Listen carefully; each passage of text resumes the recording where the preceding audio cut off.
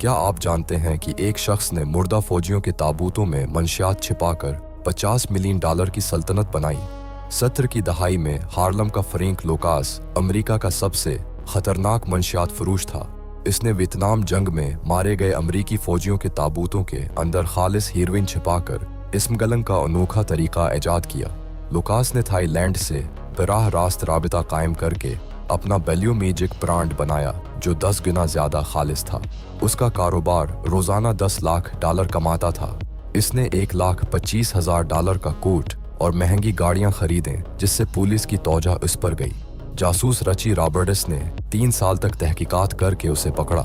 انتہائی حیرت کی بات یہ ہے کہ لوکاس نے پولیس سے تعاون کر کے 100 سے زیادہ مجرموں کو پکڑوایا اور منشیات کی تحقیقات کا طریقہ ہمیشہ کے لیے بدل دیا۔